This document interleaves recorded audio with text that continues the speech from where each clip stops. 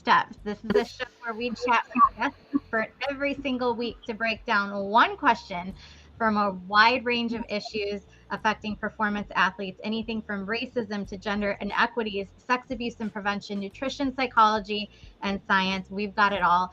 I'm Bree Zabrowski, co-founder and CEO of Apollo Performance Wear, here with my co-host, friend, entrepreneur, dance educator, and social justice advocate, Melissa McDaniel Grisham of Turning Point Dance Creations. Melissa, happy Friday. Happy Friday. We're here for another fantastic conversation, and we're capping off our guest series today with the incomparable Aisha Upchurch. We're talking about remixing studio culture. How can hip hop programs enrich dance education? If you missed the first two episodes in this series, please make sure you go back and or the first episode, I should say, of this series. Please make sure and go back and listen. Melissa, for our friends just tuning in, tell us more about Aisha. Aisha Upchurch is an entrepreneur, artist, educator, and consultant who creates, facilitates, and designs for radical change. She's a seed planter, soil agitator, and weaves her passion into her commitment as a critical arts, pedagogy, youth advocacy, social justice, and transformative education. Radical change means shaking up the old, expanding the boundaries of what's possible, and centering joy in the process. That's the key, centering joy in the process so you can keep going. Whether on the stage or in the classroom or the boardroom, Aisha quite literally on the move shows what it means to be dope, dismantling oppression, pushing education. And Isha is a fave of ours, has been back many times. Happy to have her here. And thank you so much for being with us today, Isha. It's always a pleasure. Thank you for having me back. I mean, until y'all sick of me, prepare to be sick of me. Nope. Nope. Can't Not happen. happening. Thank you. I'm glad to be in conversation with you all today. Yeah. So, Aisha, what like before we get started, what are you seeing in the hip hop community, as in the hip hop dance community? Are you seeing some evolution in people embracing the education behind it all? Are you seeing any trends or any shifts that are happening this year? Well, I mean, first of all, that's a very, very large Yeah. Some community. in summary, I guess. Yeah, and this is a year where we in the larger hip hop community are celebrating and commemorating 50 years. So we know that the culture and all that feeds it started before the date that's being recognized. It is nice that I think in different circles, in education circles, in conferences, in academia, in community circles, that I mean, we see it on award shows, that it's really nice to have people pause and go, wow, 50 years of hip hop culture. And I think that really, really founds and grounds anything that I might be able to offer in terms of what's happening is right now the world has enjoying a moment to think about what in the past 50 years hip hop has touched when people didn't think that it was going to be anything beyond this passing trend. Mm-hmm. See that like for something to exist for 50 plus years, it has a genesis, it has a rhyme and a reason, and it has something pretty potent and powerful to it. And so the avenues are ripe in education and what that looks like in community spaces, in quote unquote formal education spaces, in conversations. There's a lot popping off right now. And I think in the dance umbrella of that community, I continue to feel affirmed by meeting and joining and learning a lot from folks who've really dedicated themselves to tracking that history and being storytellers to help make sure people understand here's what happened in the first 50 and there's so much space to keep growing. Yeah, thank you. So let's talk about what it means to have a studio culture of any kind, really. We often hear about toxic cultures, healthy cultures, competitive cultures, but overall, what does having a studio culture mean to you? Whew. Well, I guess if we get to put on our aspirational lens, one, because I think all of those kind of headings that you offered are definitely experiences and charges around studio cultures that I've experienced, from the benevolent to the kind of superficially inclusive to the more uh, intentionally inclusive to low-key toxic, but don't nobody know because everybody's drinking the toxic water. So to kind of like freedom dream a bit around what a studio culture means to me, and as a reflection of what I try to bring to any space. I think any learning space, whether that's a dance studio, a college classroom, a PD session with adult learners or staff. I think any of those spaces, there's a ripe opportunity, of course, like as Melissa shared in the bio, to center joy. And so studio cultures can be joy centered, and that requires honesty to admit what you know, what you don't know.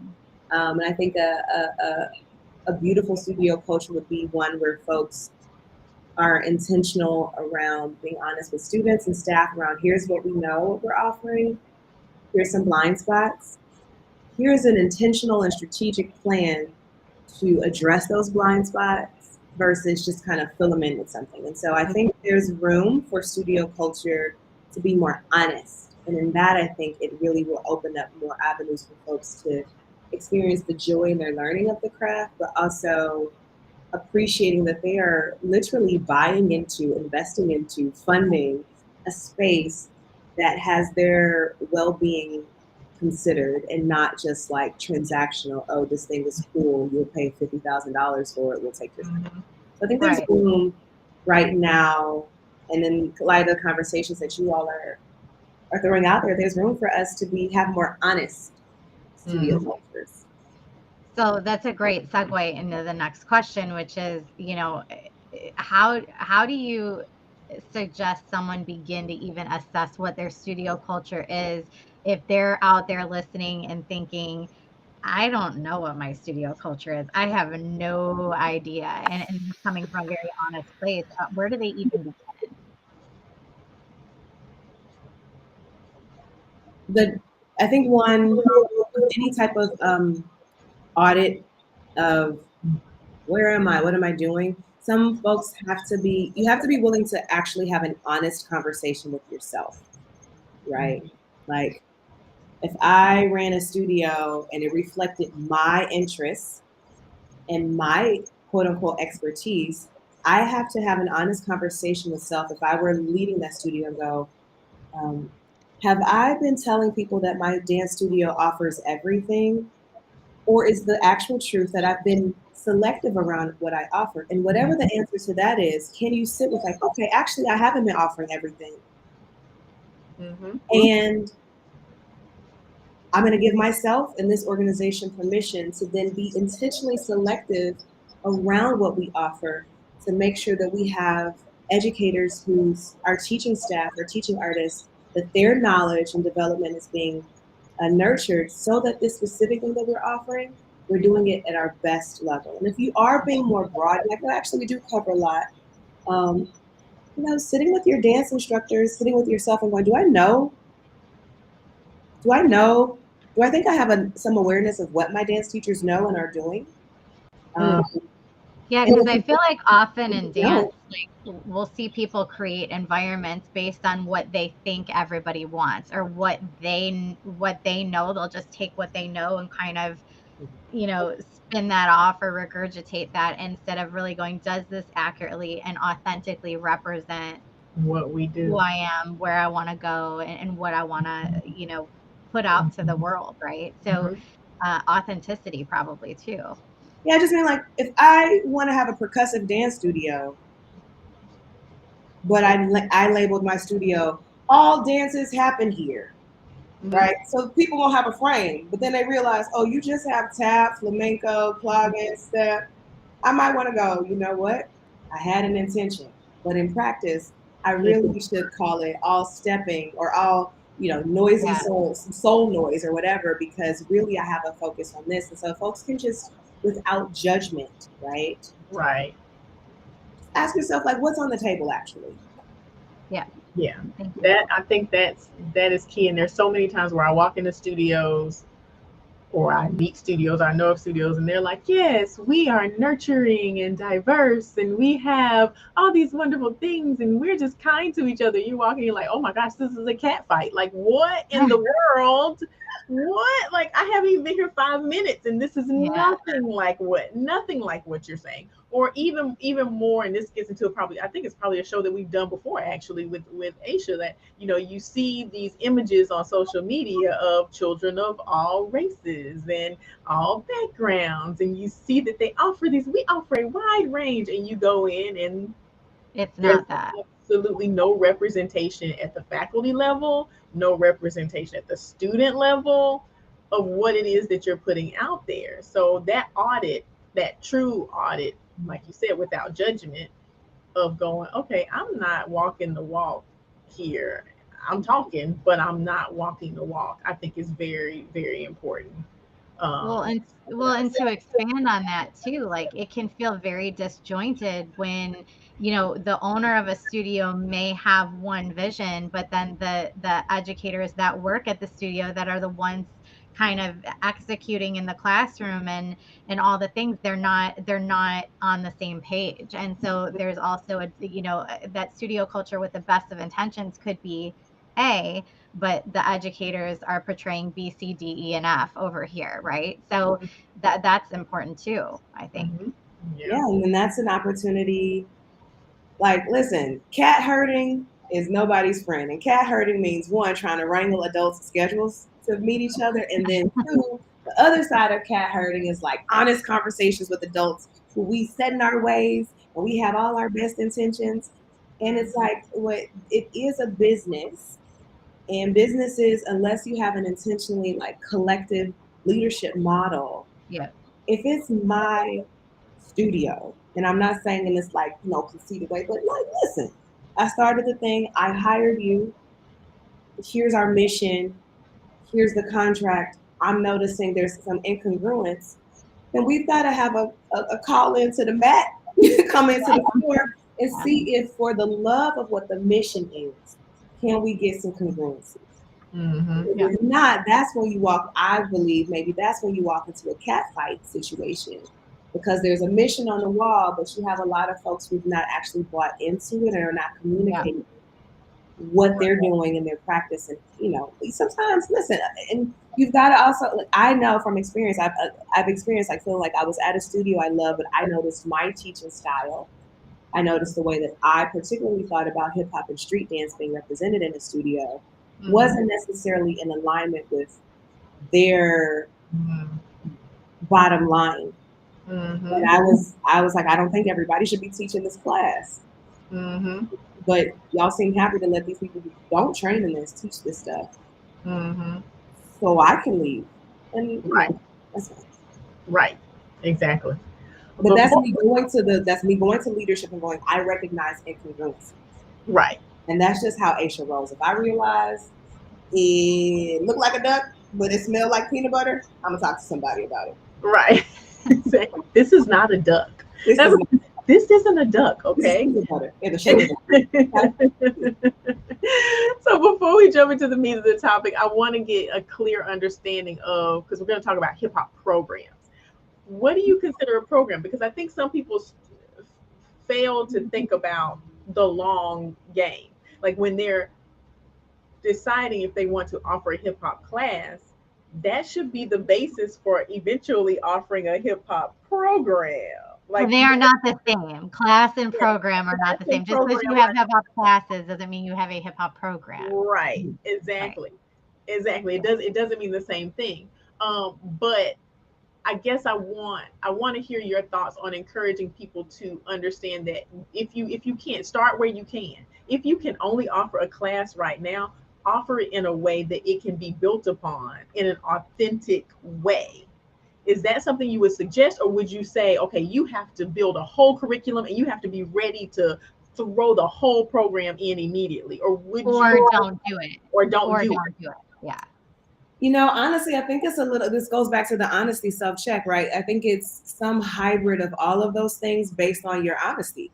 So if you're going to lie because the money is good, then you're going to find yourself trying to say you have a hip hop program because you have enough paying customers to have 10 hip hop classes. Mm, That's not a program. That's, some divine synchronization of supply demand that's only informed by revenue. Money. I am much more of the ilk that start where you start, but start on purpose when you have the capacity to start. So if you're a new studio, or maybe you're like a mid-year, not mid-career, but you've been around for a minute, and you're saying, maybe we have a hip hop class. That's only an idea. Don't start having the class just because you have an idea, because I think we have some people interested. So that to me is like, we have an idea and it might happen to meet a demand. What happens when that demand multiplies? Are you ready to have another class of the same level and then the next level? And do you have teachers for the next level? Or do you have relationships with other organizations, even other dance studios? And I know that is so unsexy. I know we actually sharing is caring, but we don't believe that when it comes to students. If you like, that's so it's kind of a both and E, none of the above. Like, if like, and I can speak to this. There was an organization that I had an idea. It's like, I'd like to teach a hip hop class here. And I did it. And while I was a part of that program, I did it. And then, I was like, okay, I think it's time for me to, not because anything was wrong with the program, but just life. I was like, okay, this is very seasonal and I'm going to be off traveling, whatever. And they're like, oh, but there's got such good demand. And do you think so-and-so could teach it? And I'm like, I mean, they were a good student, but they haven't really done the work. And they tried to bring in other people who could teach well, and it looked like they had done some training. But fundamentally, those folks were not people seeped into understanding the roots of the culture, the economic movement. So in that way, some part of me feels like, oh, maybe I should have just kept my good idea to myself, because I wasn't thinking about the capacity of this organization to sustain the very intentional, historically grounded curriculum that I developed and implemented. Yeah. Right. Yeah. Right. Exactly. So if folks are looking for a quick answer, a quick fix, I don't have one. It might be like you have the capacity. Also, programming could mean we have a class and we don't have a teacher who can take on the next level, but we have the resources, we have the ingenuity to think about the resources that we do have to intentionally have these seasonal workshops while we're trying to figure out how we have a sustained future for that level. Like, constantly got to think creatively. Right. Yeah. Right. I mean, what I hear and what I feel is in that is start, like you said, on purpose. But if you don't have the intention of maintaining it with a level of integrity, then don't start. And if you start and you don't have the roadmap yet, figure out the ways that you make, different turns and make it work as best you can, but make it work with integrity is what I hear. And also, like, start honestly. If you know what we have a capacity to do before we put this thing on as a sustained class that's always going to be offered, maybe for a season, for whatever reasons, you have somebody who's visiting in the area, or you have someone who's there, or you can have the resources to contract somebody for 6 weeks. Say, hey, we're one time only, we're doing this, because you're trying to use that as kind of like formative assessment or some type of just diagnostic onto like, okay, what would it take for us to keep this going? But then you're not also kind of putting yourself into a situation where you have to renege and put them books back if you play spades by saying, oh, we're starting this hip hop programming, and you really only had a dedicated person who could take that on. So like, just be honest, like, we're doing this exploratory one-time offering. But I think people like being honest, unfortunately, hasn't been the sexiest option for folks. Right. Yeah, totally. It totally hasn't. And we'll get to that. That's a whole different show. If you're just joining us, we are talking to Aisha Upchurch about remixing your studio culture, and how hip hop programs can enrich your studio culture. If you want to catch this episode from the beginning, you can find it on YouTube and Facebook at Apollo Performance and at TP Dance Creations. Please share, please comment. We want to know what your thoughts are. But definitely share this episode because I've already gotten some great nuggets, and I think there are going to be even more great nuggets as we continue to talk with Aisha today. So, hip hop programs, along the same vein of what we are talking about, are often considered to be auxiliary. They're often isolated from the full curriculum, the program of a lot of studios. But there's some intersectionality between what people consider, and I don't even know if this is a distinction. You can talk about that distinction considered to be classical forms of dance and hip hop. Correct? That should be embraced. I feel like the intersectionality should be recognized and embraced. Do you believe that that's there? I think every dance form has a history, so that's what makes them common. So I think we got into this a little bit in the previous episode. I learned ballet without learning the history of it, and I don't think that was correct. I think every form, every teacher should have to be able to teach about the historical evolution and context that inform these genres as part of your tandu, fondue, pabouré, kickball, change, top rock, shuffle off the buffalo, boom, cat. Like they all have histories. None of them are accidental. They may be all started with an idea, with riffing, with improv, but they all have histories, every single form. And I think what the lesson maybe from, with, or through hip hop culture is because it's such an umbrella. It is a thing, and then there's so many like different spokes on that umbrella. So what occurred for me in like dance studio land is offering something called a hip hop dance class can mean 5,000 different things. And so there's an opportunity to be specific and for the instructor in the studio to embrace that specificity where I'm like, oh, I'm actually teaching like popping. So radical idea, call the class popping. Because we're never actually going to do locking or breaking or like hip hop, like party dances. Then give your clients and that instructor actually the slack they need to do what actually they are doing, right? This takes me back to the first conversation we ever had with you, where we were talking about particularly little kids hip hop classes, right? And how often you'll see it as like pre-jazz hip hop or even like jazz funk or hip hop 4 to 6 year olds. Like, is it really hip hop? Probably not. Like, call it what it is, right? That's what you said that years ago. Call it what it is. Call it what it is. Like, yeah, I'm. Thank you for running my receipts. I'm consistent, right? And she you are. I remember it stuck with me because I mean it's so true. But like, even like, can you teach hip hop to 4 to 6 year olds? The answer is absolutely not. No, it's yes, absolutely. You really? You think so? Can you teach ballet to 4 to 6 year olds? Can you teach tap? Yeah. I'm saying things that I've my first foray into dancing, and I just did it. Like, I've been teaching for 23 years now. Like, my first jump was tap to 5-year-olds. Yeah. Why wouldn't I teach tap if I'm there to teach tap? Right. That doesn't mean I can't come in there and start with like some wing and pullback combo.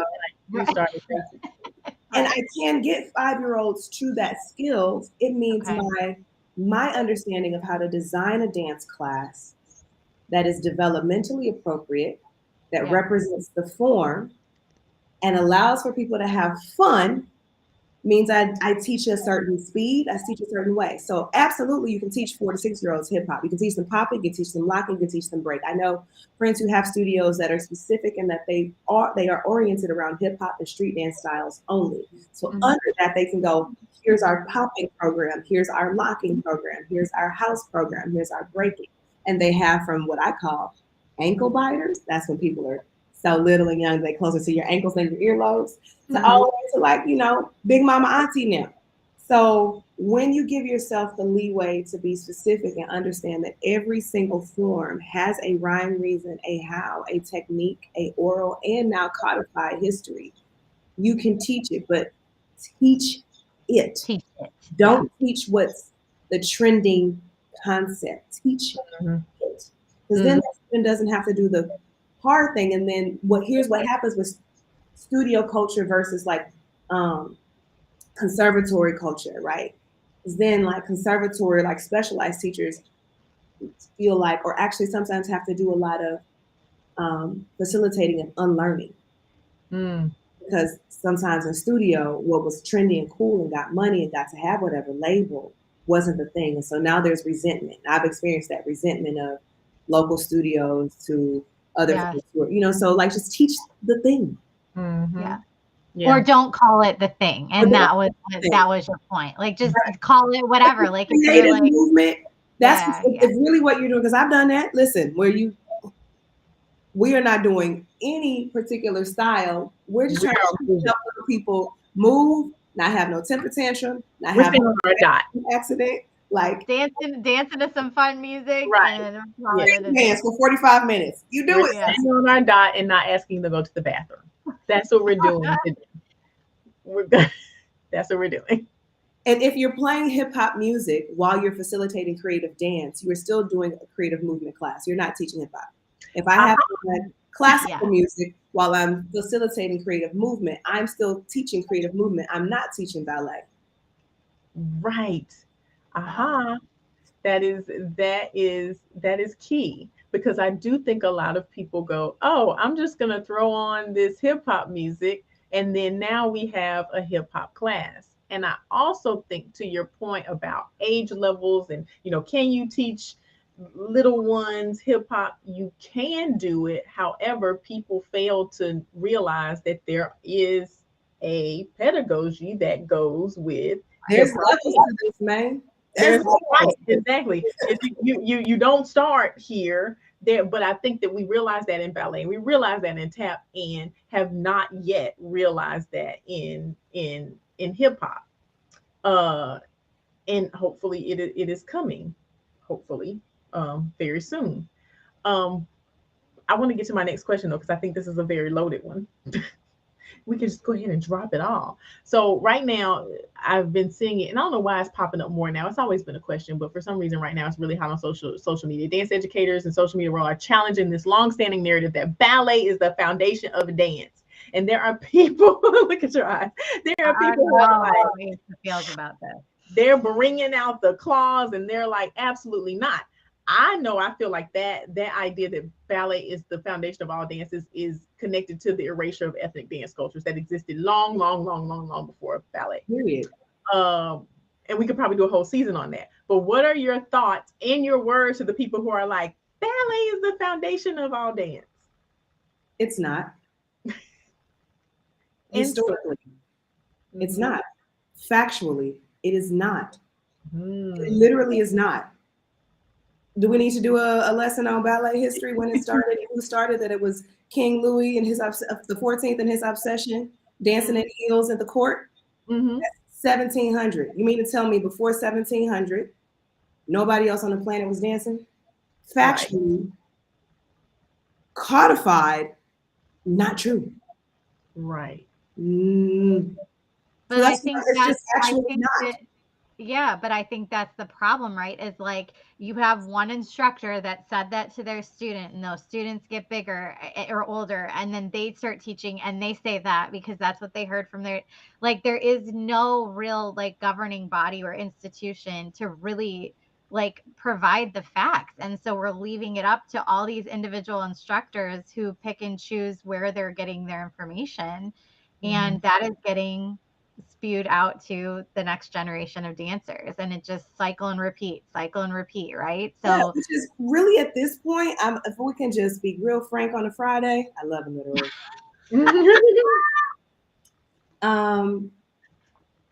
There's literally no other way I can say this, and I mean to say this in a restorative, healing way, and if it is harmful, that is not my intent. At this point in 2123, if you are of a certain age or more, if you up with me in the 40s, if you in the 30s and you are still saying that, on a base level, you are lazy. Mm-hmm. Because the ability to find and just easy, I'm just what I just did. Like it ballet, we talking 1700, like it is, you mean to tell me there were like that's just that's like very easily researchable. You don't need a degree. That's lazy right now with the amount of research tool that you have from Google. Even a funky Wikipedia page will show you, take you to some dance that happened before 1700. Right. That's true. So one, two, if you are still toting that, it is because you are so unfortunately paralyzed by the weight of colonizing powers erasure of Mm-hmm. dance histories, plural. Mm-hmm. And that is so paralyzing to you to let go of that thing that you then choose to perpetuate what is factually, obviously not true. Right. Right. Do And you so if you are scared to, if you are in that place where you feel paralyzed because it runs counter for everything that you were fed and you never knew until now that you could find another option, I say sit with the discomfort. That is actually a short roller coaster. right? Getting to truth is actually like that discomfort on that part of the road. Some parts of the roller coaster ride, like that anticipation, that click, click in that first drop. If that were the whole experience of a roller coaster, nobody would ever go on another one. That is actually the short. The ride is so much longer, and then you do find the enjoyment. So, click, click, click. The drop is gonna come, but then there's a lot that opens up if you realize Mm-hmm. there's a way to tell the stories and the histories and herstories of dance that don't have to privilege ballet, Mm-hmm. that don't have to privilege, it doesn't have to privilege hip hop. Can we tell people that dance is all dance is world dance? Because it always was happening all over the world. But we do have to be able to talk about the reality that a lot of the forms that we enjoy have been co-opted, erased, and whitewashed because of people's discomfort with letting non-white bodies show up in spaces and have their stories. So we got to talk about that. Like twerking ain't new. People been shaking their hips side to side with knees bent, and that is what physically gonna happen. You bend your knees and shake them side to side, your butt's gonna move. That's a foundational movement in so many different indigenous cultures around the world that yes, predate the 1700s and the 1400s. Mm-hmm. Yeah. And it was part of ritual celebratory dances. Mm-hmm. Like we've got to be able to understand how to tell the history of movement in a way that gives back people's lives and their stories. So I encourage folks, if I hit you and it felt unfair on a Friday, you're also welcome. There's an opportunity. There's so many, as many resources as you can find on TikTok to hold that lie. There are 50 more now opening up with Truth Avenues. So True. just Mm-hmm. the roller coaster. Get over the scary part. It's gonna be fine. Mm-hmm. Yeah. So this next question, I'm going to be very careful how I ask this, and I'm going to preface it with it is not anyone's responsibility to teach you anything. And I also remember you saying that from the first episode is that it's it's not your responsibility to educate anybody, right? Like we all have the responsibility when we know better to go and do the work and figure it out and put in the research and put in the time. But is there a spot for those that really want to learn? Yes, you can find it anywhere, but what are those go-to resources that you recommend as like a jumping off point for getting a better idea, getting a better understanding of how hip hop dance ties into dance history That are credible. that are credible? Yeah. Thank Well, you. one, I will say, like, the crazy thing about that statement is, like, here's my consistency yet evolution. I don't believe it is my response. I think here's what's really needs to be expanded upon with that really quickly is you don't get to corner me to educate you so that you can stay comfortable in light of truth. Mm-hmm. That, no, nobody gets to do that. I am an educator professionally. I actually enjoy helping, facilitating people learn nuggets that lead to liberation, joy, and more expression. So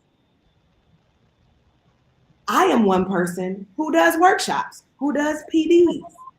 There are organizations, there are other people who have written right now. So right now I'm thinking about Intangible Roots with Marcel Durden. I'm thinking about I'm thinking about Latasha Barnes and her amazing project, The Jazz Continuum. I'm thinking about Melanie George, who's been an amazing, not just dramaturg, but like archivist of jazz history, because we're talking about rooted dance forms and understanding hip hop in that lineage of Afro diasporic rooted dance forms. Mm-hmm. So to talk about hip hop dance history, one is going to need to actually talk about jazz history, and jazz is undeniably black. And so folks have to first, get over that little roller coaster hump. But then you realize there are more resources, right? Rennie Harris has a university now. Folks can go and get some training, like specifically around street dance. I got to work with the Destiny Art Center and help edit their street dance curriculum guide, and it was a multi-year process where they reached out to OGs and legends in the street dance and hip hop culture to put together a manual that represents how and why they teach hip hop and street dance the way they do. So there are different organizations that are out there, and so yes, it may be daunting to be like, well, where do I click on the interwebs? That's Yeah. fair. That's fair.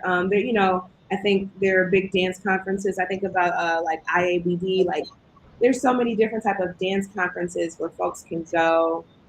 Pull up to a dance conference. Go and be like one of many. Don't ask a question. Just sit there and see what you learn, and then see if someone says something interesting. Can you follow up with them? That type of agency is what I want to say is not my responsibility to like pull out. If you can order off of Uber Eats, You can do it. You you can can go find to it. the concert.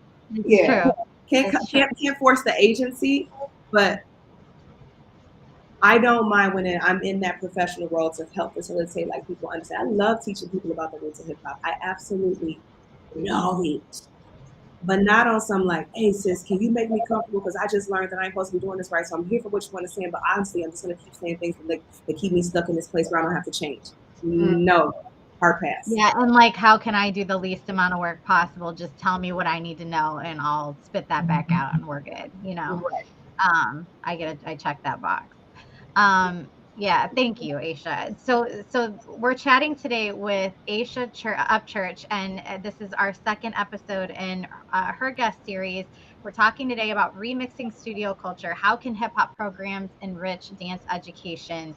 Um, there's lots to unpack here, and Aisha's always doing a fantastic job at this. But Aisha, I want to go now to what are okay, so your top 3 ways that adding a hip hop program can enrich studio culture. What are those top 3 ways, and why is it beneficial for a studio to make sure they're thinking about that?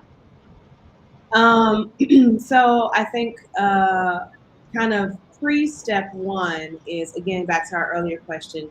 After you've had an honest conversation with yourself and you're going, we want to do this intentionally because we have the resources in terms of the staff, and we're thinking long term on purpose. I think one benefit of an intentional hip hop program amongst a dance studio that's offering different styles is because hip hop has this very unique potency to appeal to people across every type of identity demographic, right? So that's an asset that, like, you potentially have the opportunity to transform your studio space into this place of multiple contact zones where folks can be around people who are different than them: age, gender, race, ethnicity, religious practice, size, on down the line, because hip hop can appeal to people. Yeah. So one, that's an asset, is that there's a potential to create an environment where all kinds of people can come and know that they get to be around all kinds of people. Yeah. Two, because hip hop is so multi-pronged, it invites an opportunity for a studio to think about the different type of movement, expressions, histories, styles, choices that now their students can choose or can experiment with. So in the big hip hop umbrella, like I was saying earlier, you might find that really you've got somebody who kind of do like freestyle. You've got somebody that can do popping and locking. You've just increase the amount of exposure to different movement aesthetics that your students can enjoy Mm-hmm. um, when you're being intentional and you have the capacity to do that. And the third way that I believe the hip hop dance can enrich a studio culture is because um, the beauty about hip hop dance, like it has a rhyme and a reason. And what's beautiful about hip hop, I would say, unlike a form like ballet, and this is not a ding, is that ballet really prizes everyone being able to kind of look and perform the same, which which opens itself up to a lot of different type of discipline and training and joy and like being able to achieve that same point. With hip hop, there's steps and levels, but it requires that you find your own lane of flavor.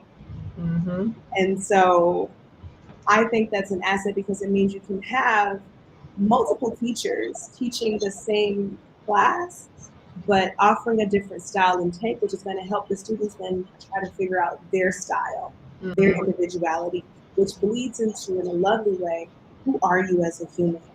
And how and why does this particular form seem so essential to you being able to express who you are?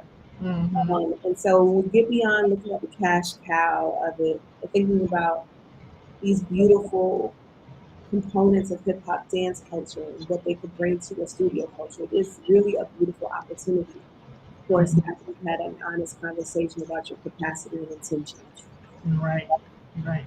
I want to go back to your first point real quick, Aisha, about the benefit being that people have the opportunity to be around people who are different from them. Do you think that people think that is an opportunity?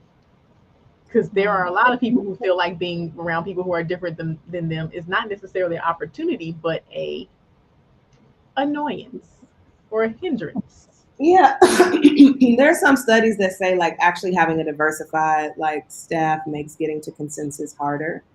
Mm-hmm. So I get that because definitely if you're just trying to get the needle to move to the next tick quicker, you want everybody who thinks it moves the same.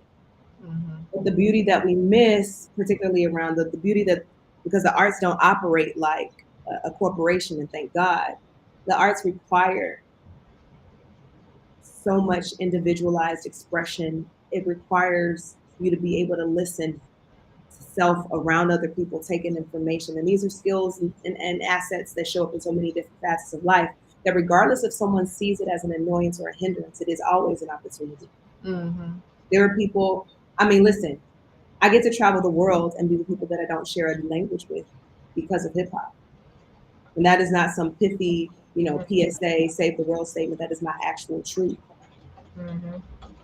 So that is an asset because I now get a chance to understand the world beyond me. And I get a chance to learn a little bit about more about me when I'm in a world that is different than me. Mm-hmm. So, Right. and you don't even always know that it's an asset at the time. But it is always, I think it is always an opportunity, even if people can't see that in the moment. Mm-hmm. Yeah. Yeah. Yeah. That's beautiful. Thank you so much. For those of you who are just joining us, we have been chatting with Aisha Upchurch about remixing our studio culture, how hip hop programs can enrich your studio culture. We're nearing the end of the episode, which makes me really, really sad. But the good news is that you can get this entire episode from the beginning, all the way from the start on YouTube and Facebook at Apollo Performance and at TP Dance Creations. Please share it once you pull it, share it with everybody that you possibly can, and drop your comments. We want to know what you think, how you feel, what you heard, what were your aha moments. We want to know all of that. But now it's time for one of my favorite parts, and it's homework. And Aisha gives good homework, and you better do it because she's going to be back for another show, and she's going to ask you, "Did you do your homework?" Yeah. And so, Aisha, So, yeah, and you know the drill, right? Like we want to talk now about what can everybody watching, what is the one thing that they can do to make an improvement and take baby steps to, to get to this enlightened place between now and next week. One step they can take. What is that for you? Watch a documentary. There's so many. There's so many. There are some really good There's so ones. many on Hip Hop Dance now. So I would really encourage people to watch the documentary. Any Um, favorite? One of my favorites just about hip hop culture and also showing the ties to Latinx culture. I love showing my students from mambo to hip hop. From what was the first part? From mambo to hip hop, a South Bronx tale. That's one of my favorites because it just helps people kind of go, oh, there's a rhyme and a reason to how and why this whole thing started. Mm-hmm. Yeah, love that. I mean, and where that's available on streaming services, Aisha? I think so. You know, I'm a little old school, so I don't know if you can see, but I do have like DVDs up there. I still own a DVD. No shame in that. I've got I them would too. never endorse piracy, but I do happen to know that I have seen a copy of it on YouTube. Okay. Awesome. Nice. Okay. Awesome. So we also encourage you to take our STEPS initiative. This is a 5-part online module course that you can take. Every module has been curated by an expert in their field, from racism to gender inequity, sex abuse and prevention, nutrition psychology, and of course, dance medicine and science. It was the catalyst for this series. We encourage you to take it. It is by no means everything you need to know, not even close. But it does lay a foundation and give you tools and resources to explore further on your own. So, and that is completely free. So that is available on our website. And Melissa is going to pop that link in the up right now. And Aisha, how can people get in touch with you? Because I know you do consulting, you do all kinds of workshops. So how can people get in touch? Well, you know, shout out to my parents for naming me because there's no other Aisha Upchurch on the planet. So you can go to AishaUpchurch.com. On Instagram, I'm at Aisha Dances, AYSHA Dances. And those are usually the two most effective ways to reach me. And what do you have coming up that you can share? I'm excited. So in one of the sandboxes, I'm a lecturer at the Harvard Graduate School of Education. And every year we put on a hip hop conference and we are gearing up for that. It's going to be a little bit of a block party, a little bit of a symposium, a little bit of a jam on April 28th and 29th. So that's what's coming next. So if people want to come up to Cambridge, Massachusetts and party with us, do it. Love it. Love it. Love it. And you're traveling. You're going to the Netherlands. I'm going to the Netherlands. I am a site manager, was also an artist educator with this organization called Next Level USA, which sends 4 hip hop artists to different countries to do 2-week community programming on cultural exchange, conflict transformation, entrepreneurship, and hip hop arts. So I'm going to be going to Netherlands. Yes. Are you still consulting with studios and stuff? Yes, because I don't sleep. So I've got what are you doing all day? You got to fill the time with something. I got minions. Right. No, listen, I actually, you know, for me, there's this beautiful quote, but the line for me between work and play is very blurred because I do feel a lot of joy in the work that I feel called to and allows me to play. Like I get paid to make things up, conferences up, classes up, programming up. I like to have joy. I like to dance. So work is play is work. And sometimes I do take time all the way off. As you Good should. For you, as you should. Well, I'm glad that you did not take time all the way off and you were able to join us for our show today. Thank you so much. It is another great show. Looking forward to our 3rd show. So everybody be on the lookout for that. Thank you to everyone who watched Aisha's last show and this show and all the seasons of Beyond the Steps. This is season number 3. Thank you to Bree for being with me for 3 seasons. Doing this work. It has been an absolute pleasure. This Beyond the Steps is becoming a podcast. So please be on the lookout for that coming soon. Now you can watch and or listen all at the same time. Our next show is going to be next week, Friday, 3:30 Eastern Time at Apollo Performance at TP Dance Creations on YouTube. And it's on the importance of prioritizing diversity and inclusivity in professional dance spaces. We're talking to Suzanne Purcell and Indira Cunningham from Confluence Dance Company. So that is a great episode, and I can't wait for you to see it. If you want to see any of our episodes, TP Dance Creations at Apollo Performance on YouTube. Catch it and share it. And until next time, do your homework and continue your journey beyond the steps. We'll see you Friday. Bye, everybody.